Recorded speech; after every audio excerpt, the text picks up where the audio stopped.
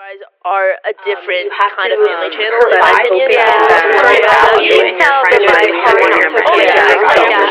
What's going on, everyone? It's your favorite jealous hater Apoc, and welcome back to the channel where I analyze things that sometimes don't really matter. Anyways, it's been a pretty eventful month for the channel. Pushed out like 12 videos covering all these weirdos with all their tomfoolery and ass backwards mentalities. And since the month of June is now over, it is that time again for Apoc's monthly reslap, where I take everything that I've discussed or exposed over the last month and just recap all the bullshit. But before we get into it, if you're enjoying the content and enjoying the tea, then consider subscribing to the Jealous Hater Squad. And if you choose not to, well, I guess that's your loss, okay? Grab your caffeine, ladies. So first up the bat is Britneyandbaby. Now, if you've been keeping up with all that mess, she's been hinting at quitting family vlogging, and apparently has. Well, sorta, kinda. And released a video on her channel called Why We Stopped Family Vlogging and What's Next, where obviously she breaks down why she quit family vlogging, which was just a bunch of horse doo-doo. We all really know the reason why she quit, because the money stopped flowing. Now, being the petty biatch that I am, I made a 3-part series on her video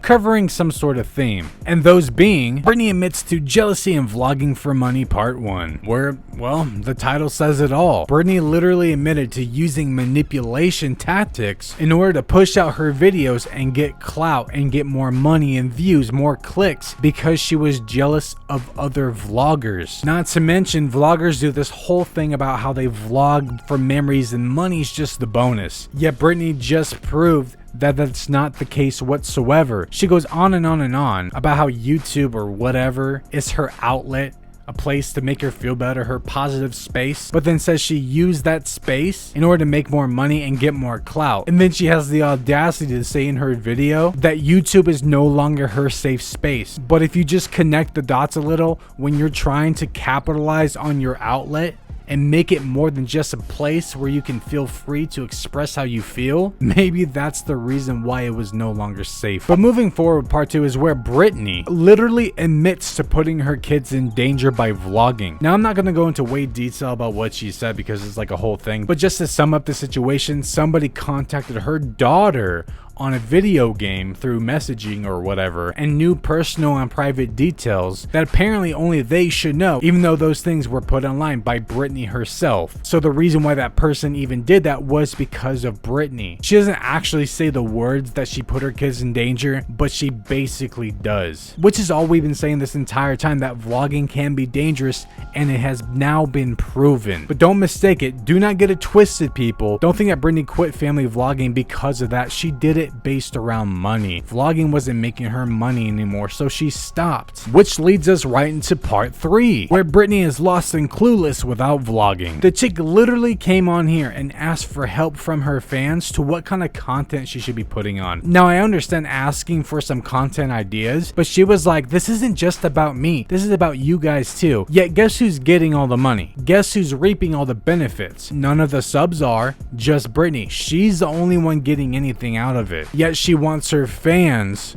to do the work for her because she's so clueless without vlogging, and this video proved that. Now, one thing I did find very interesting this month was Aaryn Williams actually responded to one of my videos I made on her. Now, before we get to her response, I'll explain what happened. So I made a video on Aaryn Williams. She found out that her kids were watching something behind her back that wasn't very good, that was actually causing other kids nightmares. There's a lot more to it, but that basically sums it up. If you're interested in any of these topics, I'll leave a link below in the description. The videos will all be there for you to watch. But Aaryn actually responded to my video, and she took some damn accountability, which was shocking to me for a vlogger to come on here and admit that they were wrong and admit that they learned their lesson. So many YouTubers, so many influencers and vloggers or whatever do not take accountability whatsoever. Aaryn Williams has my respect now. No matter what you think of her, no matter what she's done,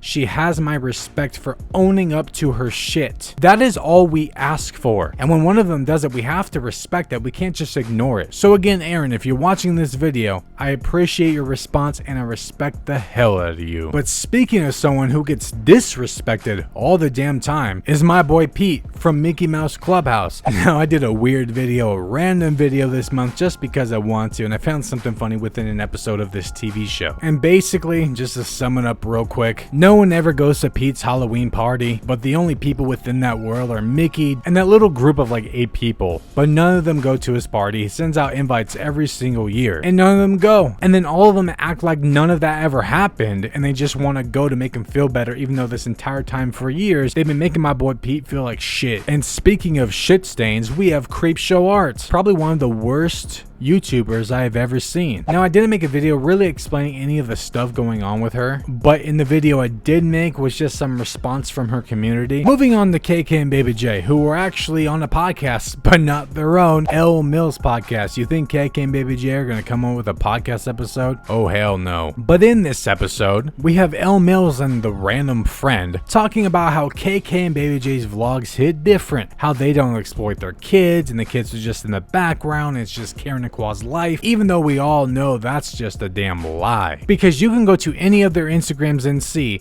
that all their content, all their ads, all their posts are based around their children. They make money off of their children.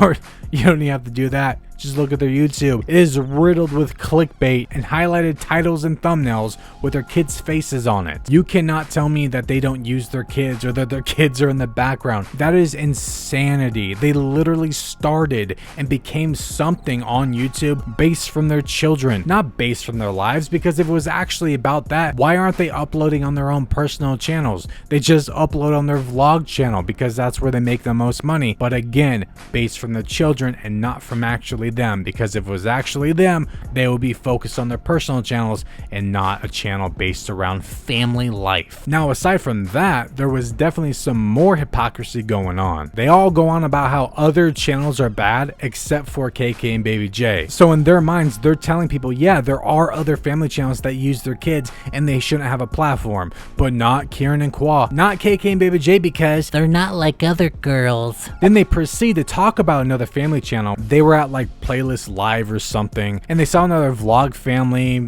and they were like staging things and telling their kids what to do and all this and all that, and Keren and Khoa act like the kids should get paid even though their kids don't get paid for what they do, and they stage things with their kids. I don't know, just a bunch of crazy gossip that they claim to be against. They say that they're against gossip and drama, yet here they are spilling some damn tea. So by their words and their logic and their mentality, would that make them jealous haters? I think it would. They also continue their bullshit story about how they had to move out for safety, even though they just gave the mom their home, dropped out the kids all the time at the home, left the kids there for 2 weeks with the mom alone, while they're off in another country. This happened multiple times. So you had to move out for safety.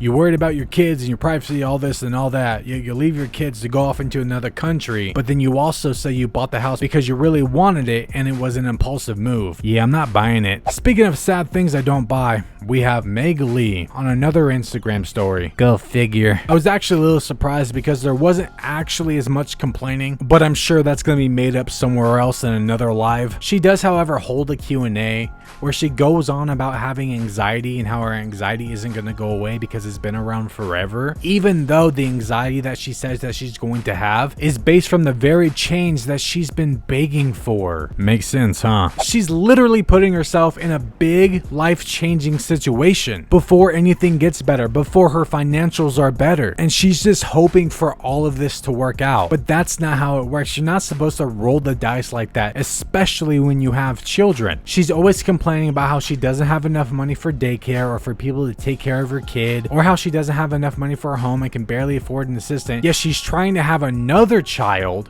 even though she struggles with her other one. How the hell does this girl expect to buy a home, put her firstborn in daycare, afford an assistant, take care of a new baby all around the same time, when she's literally said she can't do any of those things and she struggles with just the one kid? She's definitely biting off more than she can chew, and she's just hoping for a change. But hoping in this situation isn't going to work. You need to make sure that you're prepared for all of these things. You can't just roll the dice like that. Anyways, enough of Meg. Pretty sure we're gonna get some more crap from her very soon. She's good at it. So the last thing I covered for this month was whether or not Keren and Kyra were still friends. And just like the Britney and Baby video, I broke this down in parts. There's only 2 parts for now, but I have a part 3 coming, so stay tuned for that. Now, as you all know, Kyra likes to go on her Instagram with like a Topic Tuesday or whatever and give out life and relationship advice. 2 things that she has no clue about. She goes on and on comparing friendships to relationships, acting like the 2 are the same when the 2 are completely different. And yet she was referring a friendship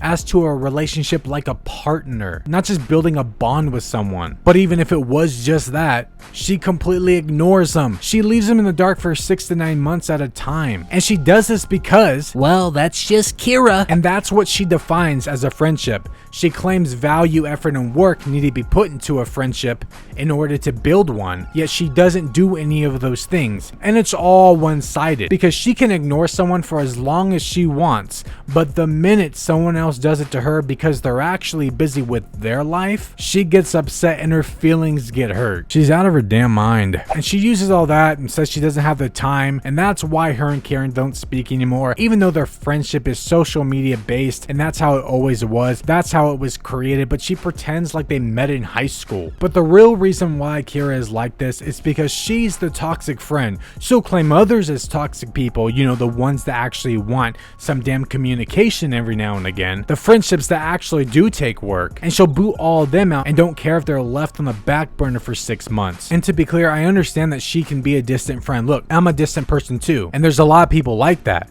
It's not about that. Her being like that is fine. It's the fact that she defines a friendship as all these things while also not applying it to herself, but expecting it from other people. She literally says in the video, if you expect something out of a friendship, you also need to provide something to the other person because they have expectations as well. She says not to be selfish and to self-reflect to see what you're doing so that you don't upset your friends. Yet she literally does this. And let me tell you right now, it's a whole lot worse than this. I literally just found out some things about Kyra that's pretty dark that just solidifies my entire point, but I cannot get into it because the person wants to remain anonymous, which is fine. I can't spill that tea, unfortunately, but just take my word for it that it makes Kyra look really bad. Anyways, all you jealous haters, that's about it. I wonder what other foolishness we're gonna see this month. All these weirdos seem to just keep getting worse and worse. In conclusion, bye.